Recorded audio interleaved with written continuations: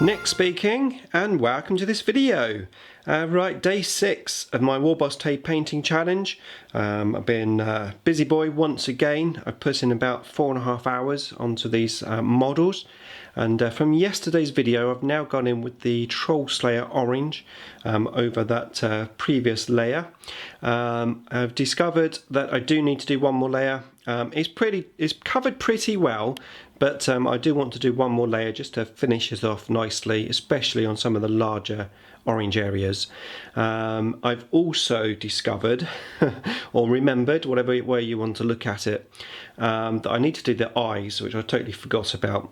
So all the masked men all have to have their orange eyes done. Now I'm only going to go in with that Troll Slayer orange. I'm not going to go in with the base coat first. It's such a small area, it will be absolutely fine. A few other things I want to show you as well, but and as I'm talking I'm just going to zoom in a little bit and show you a closer look. So starting off here with the warriors, that's how they're looking, and I don't think I've shown you yet, but that is how the Archon there is looking, and also the Homunculus, who to be fair doesn't really have much orange armour, but yeah, that's how she is looking, or he. So that's that tray there, and then coming over to the witches, that is how they're looking with their single shoulder pad and single knee pad. So it works quite well, also distinguishes the unit on the table from the warriors as well, so it's working quite nicely.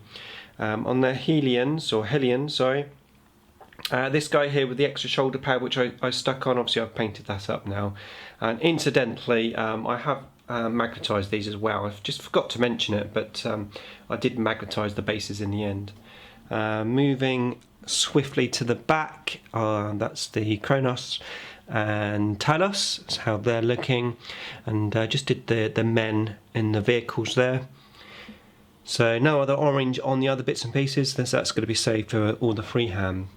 And then coming over to the last tray, that's the Scourges, that's how they are looking, like so. And Rat Ogres, well, grotesques.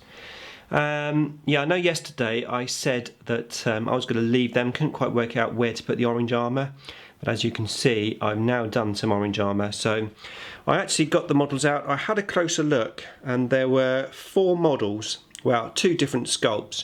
One sculpt with what I thought was quite apt shoulder pad, and then the other sculpt was this one, which also I thought I could use that as a shoulder pad.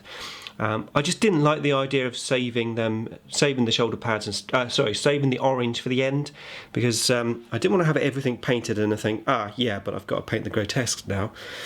So I just went for it. Now the 4 without any orange on basically have absolutely no armour on, but I think it works. I'm going to be using these in units of 4 anyway, so I thought I could split them up. So I have one unit there with 2 with armour and 2 without, and then another unit there, 2 with armour, 2 without, and I think it works. I think it matches in, and if I do take them in one big unit, then at least 50% of the unit's going to have orange armour.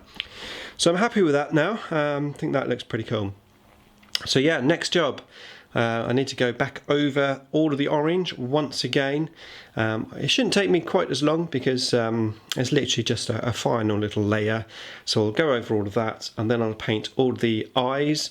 The masks are mainly on the warriors, on the Scourges. I think a few of the witches have masks. The guys in the raiders as well, they also have masks. So still some decent work to do, but once that's done, then we come to the fun part, and that is washing these guys with a nice orange wash, and that will complete my week 1 task.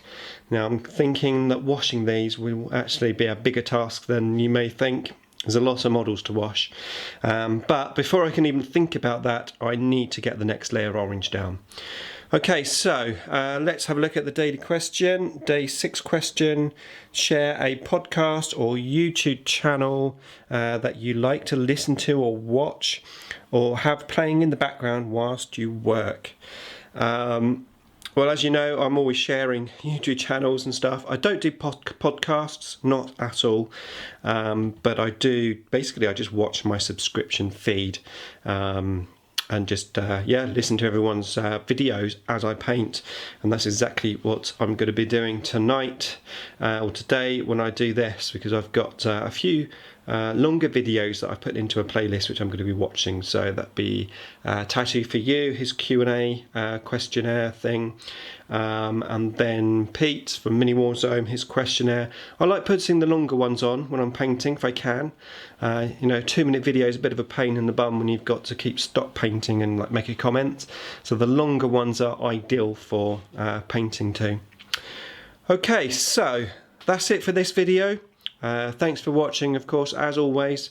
I'll see you in the next one.